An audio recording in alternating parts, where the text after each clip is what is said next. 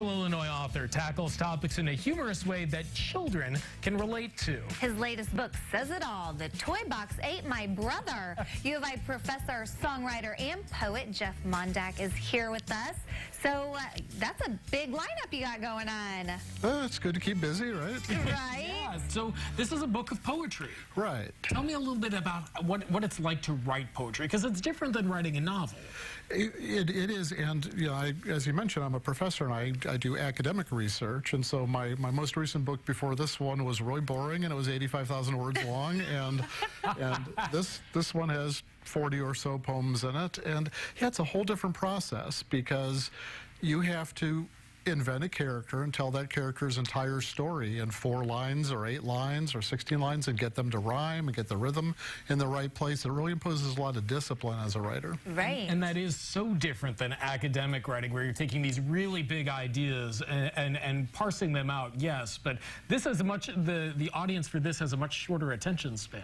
Well, they do, but I think it's a more appreciative audience. I visit a lot of schools and I travel with musicians, and it's so fun to hear students. They know some of the poems. They'll yell out the lines before I get to them. They'll sing the songs in the hallway as they're leaving. So, yeah, it's a blast. It's a huge amount of fun. And songwriting and poetry, they seem to go hand in hand. Yeah, they definitely do. The way I got into songwriting was that my older son was born the day before the daughter of a friend of ours who was a singer in a band, and I sent him some poems after I'd written some, and he said, well, if you can write poems, you can write songs, and next thing you know, we added songwriter to the list. Wow. There you go. How many poems have you written? Probably about 150 to 200, something like that. About half of those have been published somewhere. Yeah. Good for you. So the Toy Box Ate My Brother. What is this? What are these poems about? Sibling rivalry? You know, a lot of them were inspired by events in my family or the families of friends of mine. Write what you know, even if you're doing poetry. Right? Exactly, yeah. So I have a lot of poems that are not in this collection. I'm working on 2 more. One that would be a collection of Halloween poems, and one a collection of monster poems, genies and dragons and ogres. This is everything else. So this is all the kids, the families, school poems, things of that sort. So you've co-written songs that have been on CDs. You've put all of this together. You clearly are someone who appreciates words. How does that come together? You know, whether you're writing a long academic paper, something short like this, music, what does that mean to you? Yeah, one thing that I really discovered, because I got into writing poems after I was already a professor, was how much it makes you pay attention to each individual word choice. If the poem is 12 lines long, every word has to be the right word. And so people look at these and maybe they think it's easy. It's not. I'll spend 2 or 3 weeks on an 8-line poem sometimes. Wow. Well, why don't we do a little reading? Are you up for that? Well, if you are, I thought maybe we could share one. I have a little seasonal one that I can read, and then maybe a longer one that we could read together. All right, okay. That sounds good. So it's basketball everywhere now. That's true. I have a poem called March Madness. And, oh, perfect. Teachers tell me that they like point of view poems. They like to teach their students to create a character, see a scenario from a different point of view. So here's March Madness. Okay. They bounced and passed me all around, a full court game of pickle. Each time they swooshed me through the net, my backside felt a tickle. I like that. I like the illustrations that are in this too. So when I got the idea to put the book together, I went over to the art building on campus, put up a flyer, and Miu Tachibana is a sophomore, and she saw the flyer and contacted me, and she's fantastic. She's been an utter joy to work with, and as you can see in the book, she's extremely talented.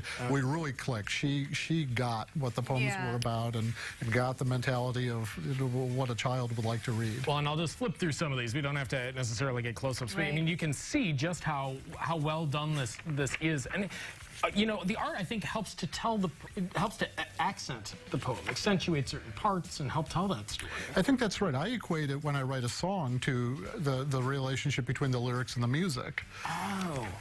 Yeah, I like that. And what a great resource we have there at the U of I that you could just put a flyer up and then find, you know, such a talented illustrator.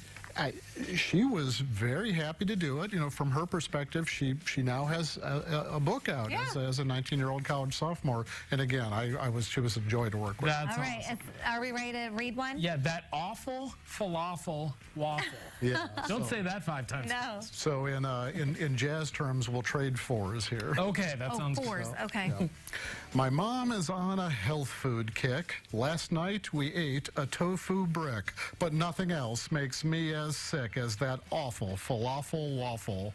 Organic this, organic that, with not 1 single gram of fat. I'd rather eat a baseball bat than that awful falafel waffle. With powdered sugar? That's a joke. The syrup's made from artichoke. With just 1 bite, my front tooth broke on that awful falafel waffle. Asparagus or Brussels sprouts, while mom is choosing dead just pouts. But come tomorrow, no one doubts it's that awful falafel waffle. The situation's getting bleak. My arms are thin, my body's weak. It makes me gag to hear mom speak of that awful falafel waffle. Oh, I need some meat, and Dad does too. We sure can't stand granola stew, but we must leave no trace or clue of that awful falafel waffle. Mom's not looking, so here's our chance. We're off to eat those fries from France. And guess what's stuffed in the pockets of my pants? It's that awful falafel waffle. Well, that is great. The book is The Toy Box Ate My Brother. You definitely need to check it out. Jeff is having a signing at the Urbana Free Library. Right, it's at 2 o'clock on Sunday, April 24th. This is awesome. Thank you so much for coming in. Yes. We appreciate it. Thank you for having me in. Jeff's poemsforkids.org. That's where you can find a little bit more information. And we'll link you there as well at CILiving.tv.